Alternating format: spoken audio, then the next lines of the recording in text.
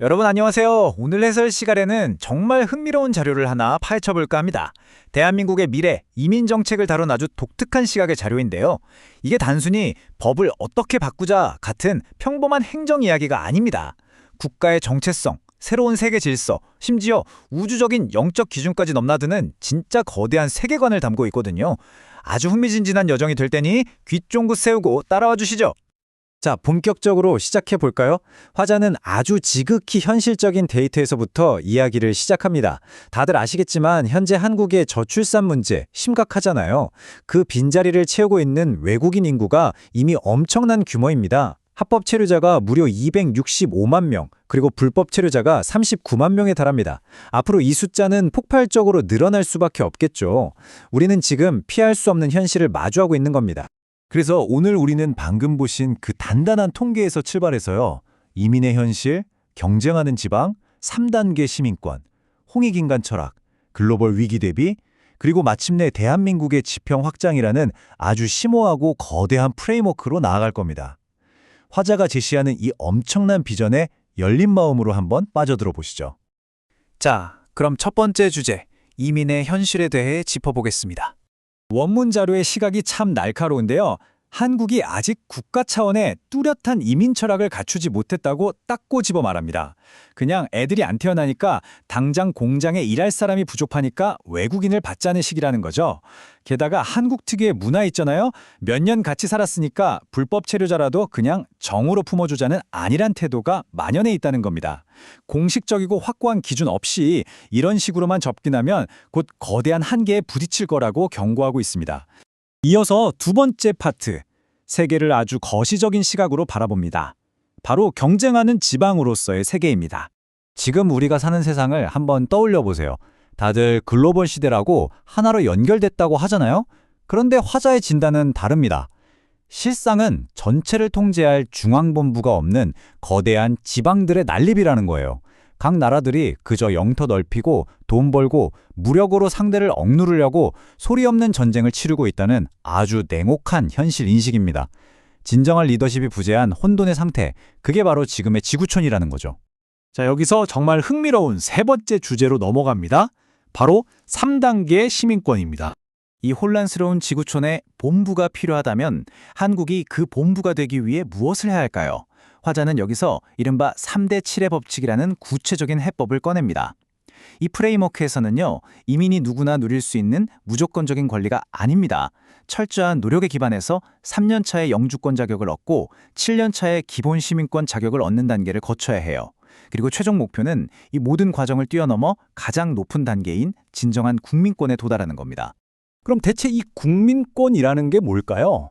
우리가 흔히 아는 여권이나 주민등록증 같은 걸까요? 절대 아닙니다. 이것은 일반적인 법적 지위와는 완전히 다른 차원의 개념이에요.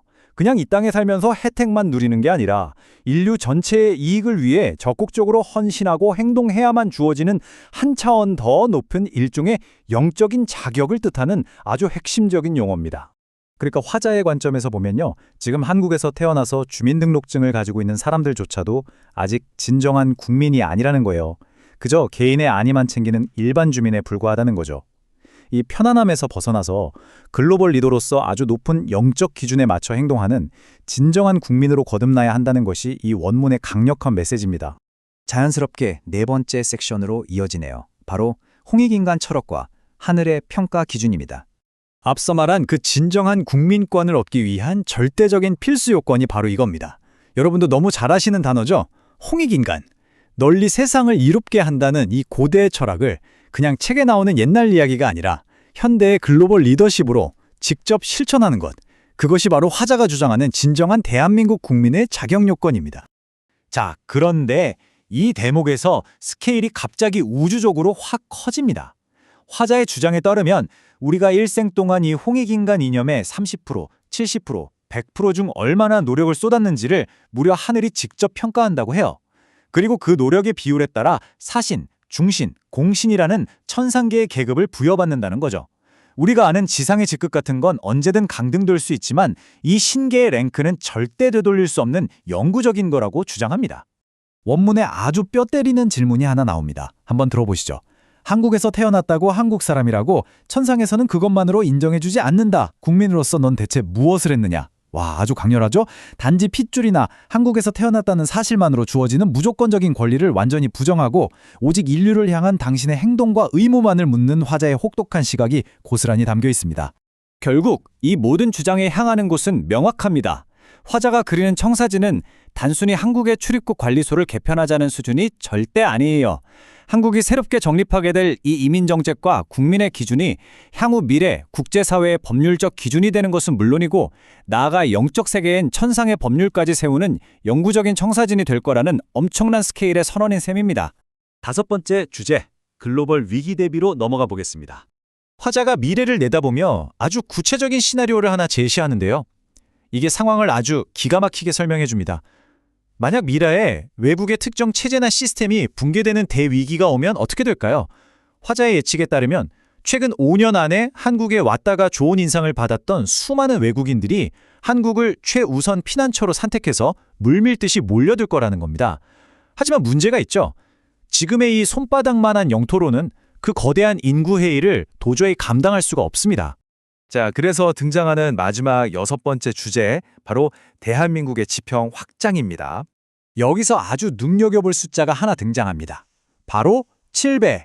화자는 한국이 전 세계 사람들을 품는 피난처이자 진정한 세계 본부가 되기 위해서는 지금 영토의 무려 7배의 규모로 땅을 넓혀야 한다고 역설합니다.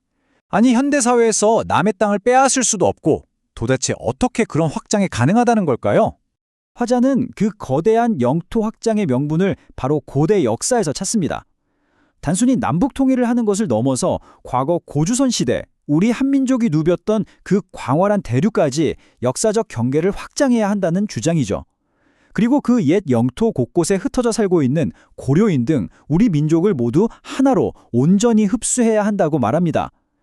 과거에 잃어버린 역사와 미래의 이민 정책을 딱 연결지어서 영토 확장의 정당성을 부여하는 정말 파격적인 시각이죠.